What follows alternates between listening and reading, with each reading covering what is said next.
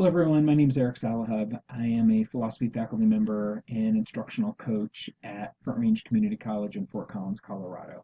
And as you can see from the title up there above my image, I'm here to talk about moving your class online. If you're a face-to-face teacher and you've now been tasked with moving your class online, or you think that that's something you might be doing, which I'm going to say you should really be thinking about, I'm here to see what I can do to help you. I've spent the last 25 years of my career designing and teaching online courses, working as an instructional coach, helping my colleagues teach and design online courses, and I fully realize the challenge that you are being faced with.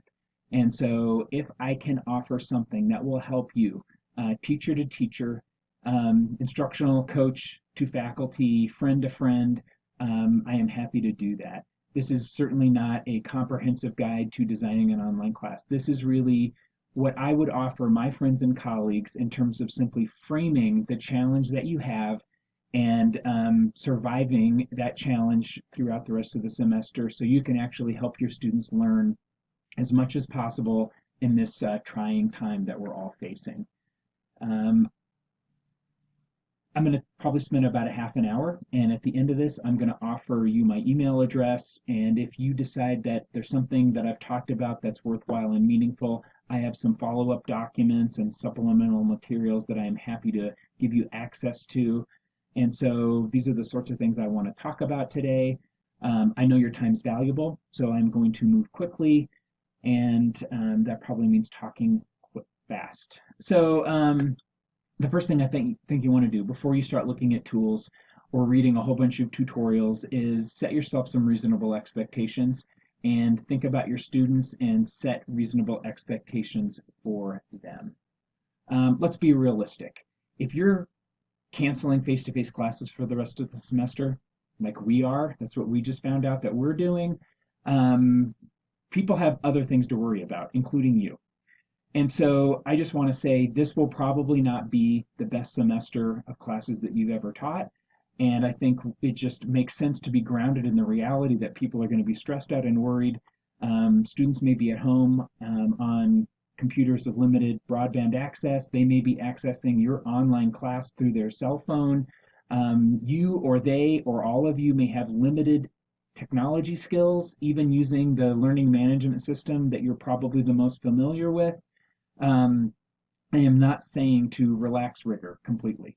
I am saying let's be realistic about what we can accomplish, and whatever you design, make it something that's doable for you and for your students. There is really no point in shooting for the moon and designing something that ends up crashing and burning, or that stresses you and your students out so much that you end up getting sick. So I want to ask you to think about what you can do and to do that in a way that's doable and workable. Do not try to recreate your face-to-face class. If you're experienced as a face-to-face teacher, then you have a very good sense of what your role is and what you do every day and what the expectations you have for students. And you may be tempted to cling to the comfort of your Tuesday, Thursday, or Monday, Wednesday, Friday schedule, or what you have students do in labs, or what they're doing in their simulations or practicums. I am going to ask you to try to not think about recreating your face-to-face class. That is probably a recipe for confusion and frustration, both for you and your students.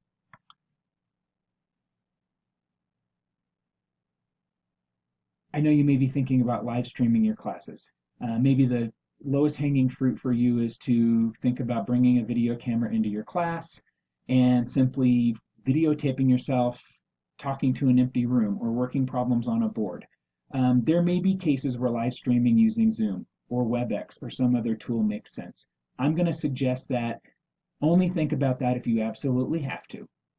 I'm going to suggest that that is probably not a best practice. What I do think you should think about is weekly pacing. You have a face-to-face class that's currently meeting once a week or twice a week or 3 times a week, or it's meeting for lecture and lab.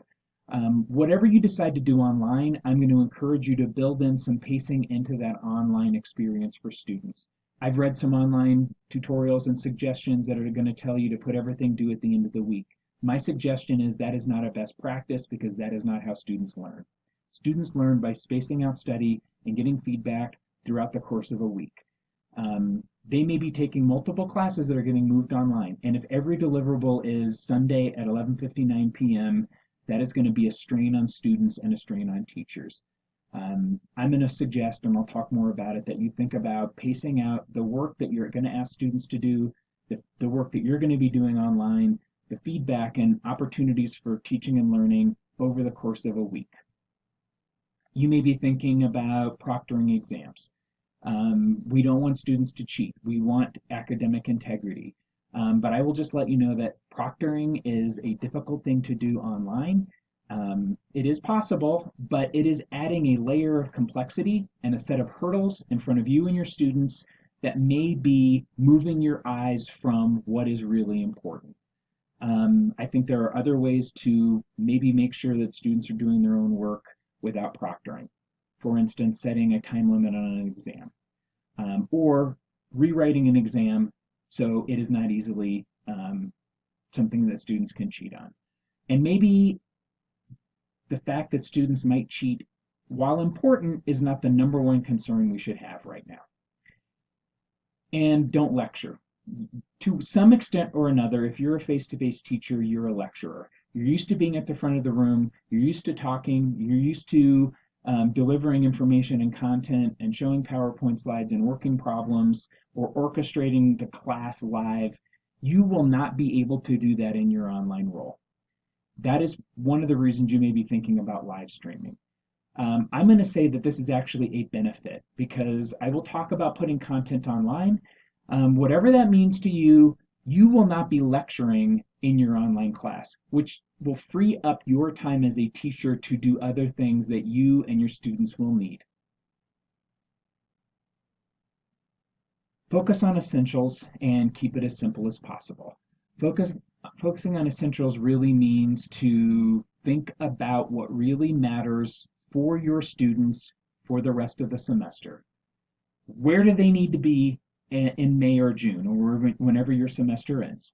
What are the most essential learning outcomes? What are the most essential skills? What are the most essential facts or content that they absolutely have to have? What are those experiences or learning opportunities that are critical and that you can't get rid of or that you can't translate or move somewhere else? Keep it as simple as possible. Yes, there are really cool tools out there like Zoom and Flipgrid and Google Slides and you name it, 100 awesome interactive tools. I'm going to suggest that you keep it as simple as possible because every tool you have to learn is a tool your students are going to have to learn. It's a set of troubleshooting that most likely you're going to be doing on your own because your IT staff will be burdened with other things. I'm going to suggest, and I'll talk more about it later, that you look at your learning management system and pick the simplest tools that are in there, the quiz tool, the discussion tool, the assignment Dropbox tool, the announcement tool, those things that you and your students are already the most familiar with. You may not be that familiar with them, but those are the go-to things that your school has already designed. There is likely already training in place, tutorials in place. Even if you're not familiar with your LMS and the basic tools, your students probably are. Those may not be sufficient, but my advice is to start there and to actually focus on what really matters. What really matters? Avoid the paradox of choice. Don't give your students a whole bunch of options. Narrow options for them. I am suggesting that when you look at the internet and see a list of 50 tools that you can use, to avoid looking at that list. I am trying to narrow choices for you, offering my expertise on and experience on what I think is the most essential thing for you to put into this new online course you're developing. What really matters, and everything you do in your class from now until when you are teaching that online class, focus on what really matters for you and your students and their learning. Let everything else fall to the side, and if you end up with extra time, you can bring some of those other things back in. Whatever you do, be consistent. Whatever tools you decide to use, let your students know what those tools are. Be consistent. Be consistent in the way you give information to students, display information to students, and communicate with students. And plan for change. Um, I don't know what's going to happen to internet broadband if hundreds of thousands of teachers start putting classes online. Initially, we were thinking we would probably move our classes online for 2 weeks, and then within 24 hours, we were thinking about an entire semester. So plan for things to get more difficult and not easier. Identify the priority learning outcomes. What is it that your students actually need to be able to do by the end of the semester? What are those skills? What is that knowledge? What are those abilities that you need students to be able to do by the end of the semester? That is what you should be thinking about. And again, let everything else settle to the bottom and fall to the side for now. What's your elevator pitch? If you had to tell a student what is the most important thing that you need to know by the end of the semester, what will you be able to do by the end of the semester? What kind of learning do you actually want your students to be able to achieve by the end of the semester? Not what exam you need to be able that they need to be able to pass. I mean, that's something important. But what do you want them to remember beyond the end of the semester? How can you focus on those critical learning outcomes that they absolutely need? Because I'm going to be honest with you, that may be all that you'll be able to help your students achieve this semester. What really matters in your course? What really matters for students? Keep your focus there. One way to think about that is you're probably at the midterm. Maybe you're on a quarter system. Maybe you've got a week, 10 weeks left of the semester. Think about those milestone markers in your course, the midterms, the papers, the projects, the practicum, the summative assessments. You may decide to change those because when you decide on what really matters, maybe this exam you have written now is not the exam you're going to give. Maybe that project that you had designed or the case study or the whatever it is, the simulation or the practicum is not going to be possible. But if you want to help your students succeed, you need to decide what those milestone assessments are, those places in your course where students get to demonstrate what they've learned, and then you're going to plan backwards from there. Maybe you're going to keep your summative assessments. Maybe that paper still works. Maybe that exam is still applicable. If so, plan backwards from there. What do students need to be able to practice day to day? What feedback do you need to be able to give them on the way so that they can actually have a chance of succeeding on that summative assessment? You're probably thinking about putting content online. As a teacher in the current teaching and learning paradigm in face-to-face classes, you are a content expert, and your main job is often to deliver content to students through lecturing, through showing and delivering PowerPoint slides, through telling stories, through orchestrating in-class discussions, through working problems or demonstrating problems, or working in a lab and showing students what to do. Maybe you're a welder, maybe you're someone who teaches jewelry, or you're a vet tech instructor, or you're a nursing faculty. Whatever you are, you're probably now thinking, how do I actually do the thing that I would have done in my face-to-face class in an online format? I guess I'm just here to suggest that there are no lectures in an online class. I am not going to tell you that you should spend the next 40 hours recording your lectures and putting them online. That is not advice I'm going to give you. Your students may or may not watch them, and time doing that may be time wasted from doing what I think you should be doing, which is designing learning experiences for your students using the simple tools that you have available to you. You have a textbook. It's probably there. You don't think your students are reading it. You already have PowerPoints and documents, and you may be able to look online and find videos that you can have your students watch. If you need to put content online, decide what the absolutely necessary content is and upload it to your file management system in your LMS.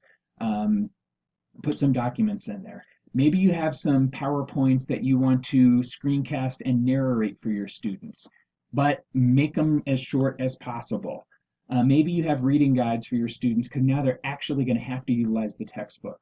Or maybe you're going to spend a day scouring YouTube to find videos that already exist. I'm a philosophy teacher. There are a ton of awesome philosophy videos. There's a whole series called Crash Course Philosophy. They're 15-minute videos. They're not exactly what I would do in class, but there is no point in me recreating something that I can find in 5 minutes and put in my class. Don't overload your class with content, but I know your students need to get content. They need to have knowledge in order to be able to do the work you want them to do. But I'm just, again, going to suggest that limit the amount of time you focus on putting content online and delivering content, and frame your thinking as a teacher about how are you going to design the teaching of the class into the online course. Organize the content as simply as you can and present it in a way that's consistent for students. You're going to need to reframe your role as a teacher. I am someone who is really interested in active learning. I work with faculty over the course of a semester or a year to think about reframing them from a deliverer of content to a learning facilitator. If you're going to move your class online, I'm just going to suggest that for the next 6 weeks or 8 weeks or 10 weeks, you don't have the luxury of deciding that you want to be a transmitter of knowledge. You are going to have to reframe your thinking, and you're going to have to become a course designer, because your students are going to go online and they're going to want to know, what should I be doing? What assignments should I be doing? How do I turn those in? How am I going to get feedback from you so I know if I'm learning? How am I going to be working with my fellow classmates if I need to? And that is really about designing a class. How do you design in the experience for your students to gain knowledge, practice skills, get feedback? How do you facilitate their learning? You're used to doing that in a face-to-face environment where you may be literally watching and walking over and seeing them, listening to them, talking to them, handing papers back. You're going to have to come up with new ways to do that, and I'm here to help you do that. What you want to do is reframe your role from transmitter of knowledge to creator of teaching and learning moments. And once you've created those opportunities for students to do the work, because that's when they're going to learn, how do you make sure you're actually there to be a teacher? Your students are going to need you to be there for them. If you want to be in your class and have an opportunity to actually help your students learn, if you want to be able to give them feedback when they need it and intervene in their learning, you're going to have to actually design those opportunities to happen. You're going to need to reframe who you are as a teacher. This is part of it, right? Maybe you're going to write some lecture notes or upload some content, or maybe you're going to create a series of 10-minute video lectures or some screencasts. That's a part of online teaching. But once you've uploaded that content into your learning management system, the teaching becomes what you're actually doing when you're interacting with students. You're going to be reading and responding to email because students are going to have confusions. Or you're going to be telling those students to go post to a question and answer discussion topic. You're going to be posting discussion questions. You're going to be facilitating. You're going to be giving feedback. You're going to be grading. Maybe you're going to be a participant facilitator in discussion, or you're going to have your students working together in a discussion area and you're going to be facilitating their work. Maybe you're going to hold some video chat sessions or some online text chat sessions. Maybe that's what teaching is, because you're getting to intervene. I really think most of what you're going to be doing is creating opportunities to watch students work, see their work in progress, and give them feedback individually, or even better yet, as a whole class, because that is much more efficient in an online class. How do you think about creating these online teaching and learning experiences? You know what that means in a face-to-face class. A great discussion is a teaching and learning experience that happens when teachers and students are interacting with each other. If you're putting your students in small groups, that's a teaching and learning experience. They're teaching and learning, they're learning with each other, you're there to intervene. If you're in a lab setting, that's what happens. If you're in the auto shop, that's what's happening. How do you translate that over into thinking about being someone who's doing that in an online format? Again, think about, what do students need to be able to practice? What are those outcomes that you're going to be measuring them with the next essay or the next paper or project or exam? What do they need to practice? How can you allow them to practice that in an online setting? Is that individual work? And if that's the case, I'm going to suggest you probably want to think about using your quiz tool for that. Is it interactive work? Well, then that's probably something you're going to want to use the discussion tool for. Create opportunities to watch students do the work and do the learning and be there to give them feedback. And as I mentioned previously, you should create multiple online class sessions. You probably are now teaching Tuesday, Thursday, or Monday, Wednesday, or Monday, Wednesday, Friday. Don't recreate your face-to-face class, but give students multiple opportunities during the week for teaching and learning to happen so you can be there. They're going to appreciate the pacing and helping them figure out, how do I manage this online workload? I teach online. This is an online class that I teach with my teaching partner, Carrie Mitchell. This is an online class, but I suggest you do something like this for your face-to-face class. What do they need to accomplish during that week? It may be many different things. Do not give them a deadline only at the end of the week. What do they need to do at the beginning of the week? What do they need to do by the middle of the week? What do they need to do toward the end of the week? Be flexible. They may be sick or taking care of grandma, or their kids are out of school now and they're home trying to juggle all of these other things. I'm going to suggest be empathetic, and if students miss deadlines, that's one thing. But stagger their learning, scaffold their learning during the week, if nothing else for your own sake. You're going to be stressed out too. Spread your teaching and learning and the work you're doing out over the course of a week. Make it doable. This is my suggestion, to come up with an agenda, set up deliverables during the week that help students pace themselves and have some sense of normalcy, and a workload that's manageable. If you've got an online week, it starts on Sunday and it runs through the next week on Saturday. There are no designated class sessions, but you can say something like this. We're going to really do 3 different things each week. You're going to have something due on Tuesday, something due on Thursday, and something due on Saturday. And maybe that's a Dropbox assignment, or maybe that's a discussion assignment, maybe that's a quiz or something else. And that doesn't even mean that you have to give them feedback, but you have an opportunity to give them feedback and to watch their learning. If they turn things in only at the end of the week, they will turn things in only at the end of the week, and there's going to be a content dump. This builds in opportunities for you to interact with students. You don't have to grab every single opportunity that exists, but if you don't build in multiple opportunities to intervene, they won't be there if you decide you need to use them. As I said, I'm going to suggest that you should keep it simple. I've been teaching online since 1994. Back then, online classes did not have streaming video. It was hard to upload an image because there was no broadband. There were no audio files. There was certainly no streaming two-way video. We taught classes through text. We taught classes through discussion forums and quizzes.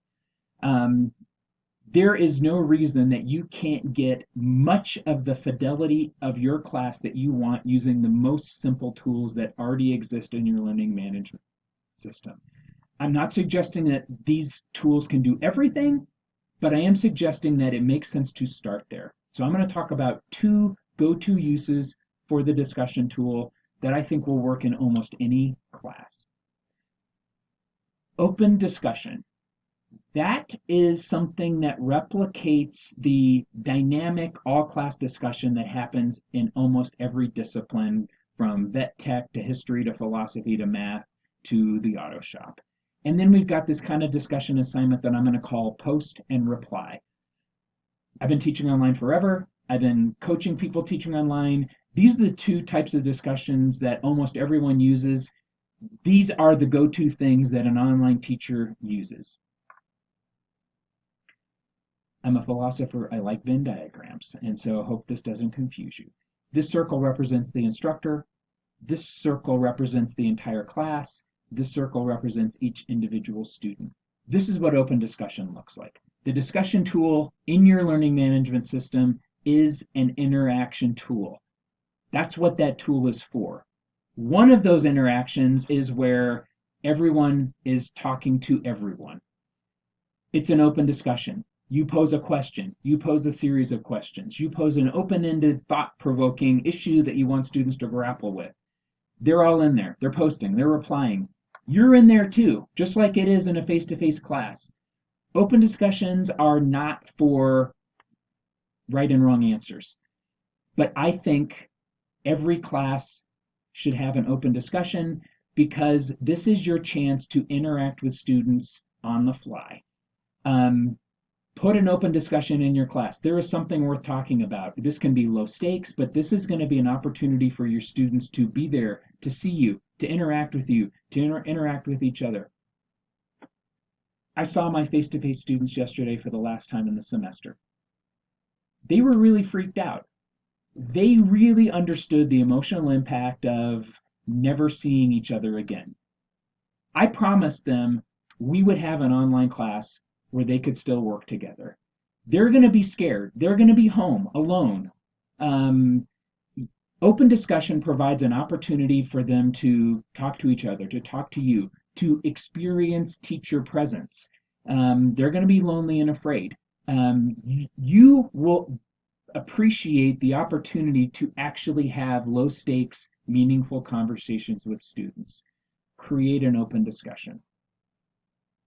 I'm happy to send this to you if you want this. This is just what I think some of the elements of an open discussion are, the workload considerations that I think might apply. So if you want more, email me. The other use that I think almost everyone can make of the discussion tool is post and reply. This usually works like this. Each student makes a post by a certain date. Then you read and reply to one or two other students by another date. And the instructor is often not an active participant. This is an extremely common discussion type. By Wednesday, make a post where you write a short paragraph addressing an issue, answering a problem, solving a problem. This doesn't have to be in text. Make a discussion post by Wednesday where you upload an image where you've worked a math problem, or followed a Venn diagram, or done a circuit diagram, or you've drawn something on a piece of paper that has something relevant to an auto shop and you've uploaded it. And then by Friday, read and reply to two other classmates, where you're critiquing, where you're offering a suggestion, where you're taking something further. Both the post and the reply are meaningful academic work. And what are you doing? You're either watching them as they go and intervening, or more likely, you're letting this work transpire over the course of a week, and then you're going to review that work at the end of the week, and you're going to send out an email with general feedback to the class. I'm going to just suggest that you're going to have to pick and choose where to give feedback. And whole class feedback is amazingly powerful in an online class. This post and reply type of discussion, again, will work in almost any class because you've got to expand your thinking about what a post and a reply might be. Again, I have a menu card that might talk about some of the ways that you could use this. I'm holding back showing you examples only because I realize I've already been talking for almost half an hour. But if you want more, email me.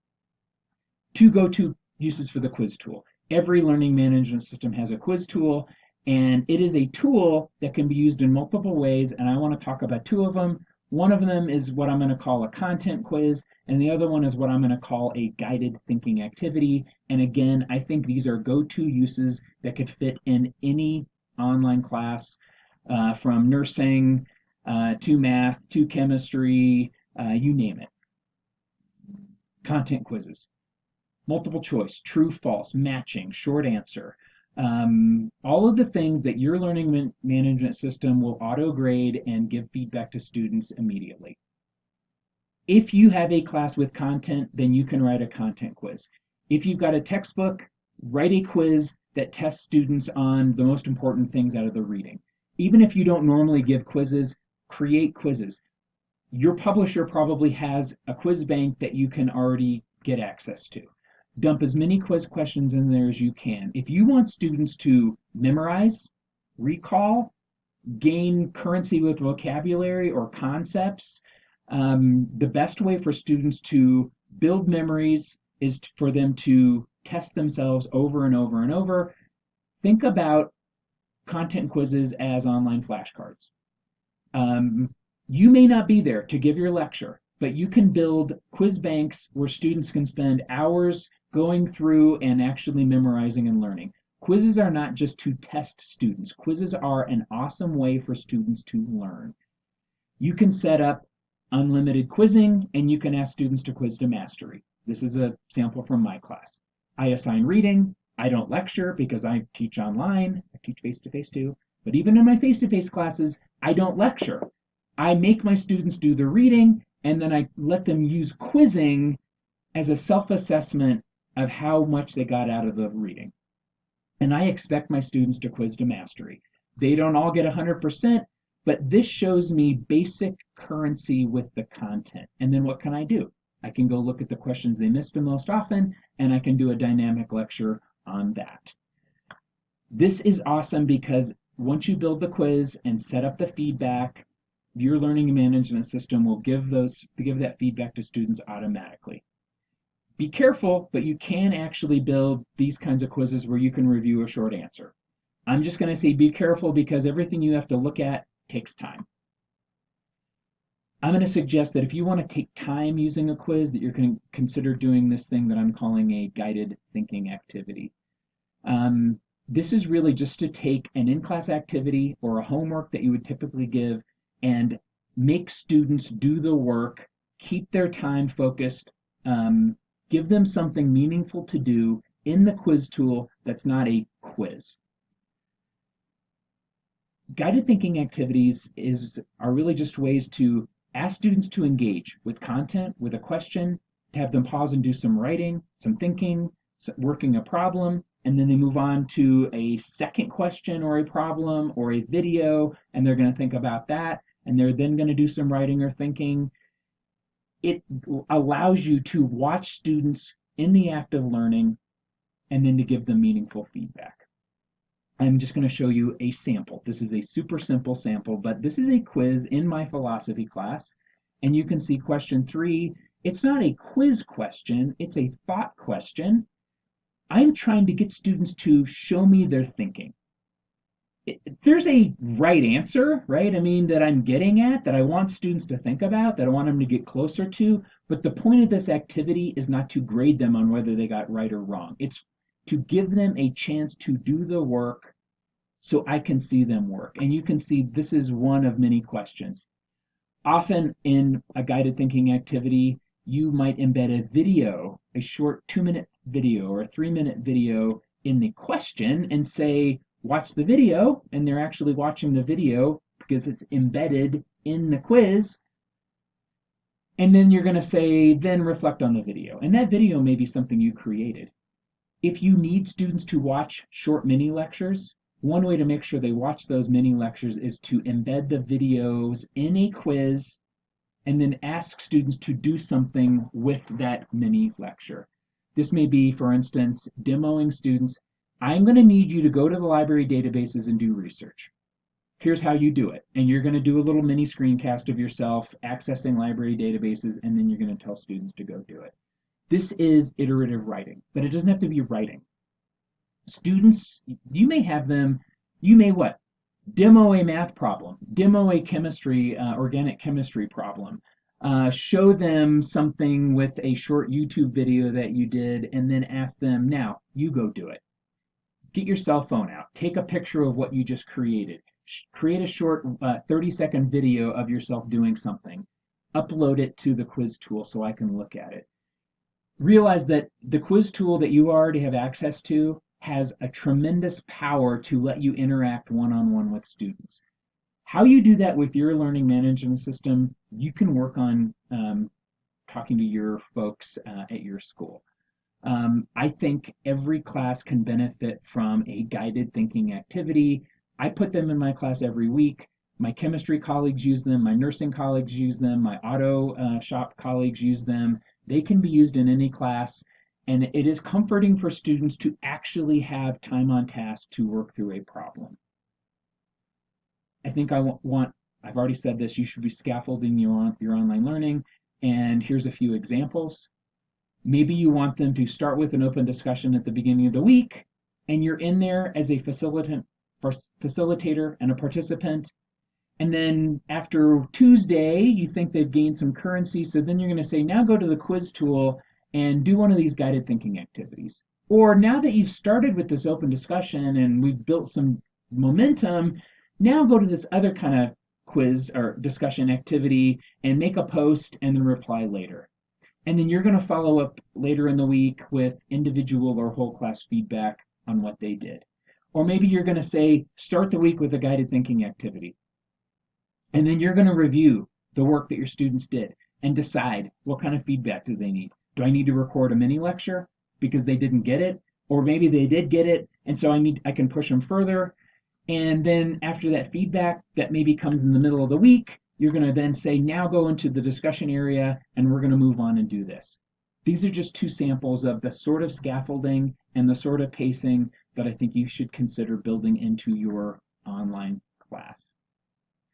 I've mentioned screencasting. It's a version of what I'm doing right now. I am creating this that you're watching with screencast-o-matic.com, and then I'm going to upload this to YouTube. All a screencast is a video recording of your computer screen showing mouse movements. You can often turn on a little talking head, or you can actually show yourself. This teacher presence, I don't know, I had it turned off for a minute or two. Your students are going to want to see your face. It may mean only uploading an image every week so they know you're still there, but humans want to see other humans. And one of the reasons my face-to-face students were freaked out yesterday is I think they were grappling with what it's going to be like sitting at home, not actually seeing anybody. I think screencasting is a super powerful tool. I think it can replace almost everything you think you need in terms of two-way interactive video.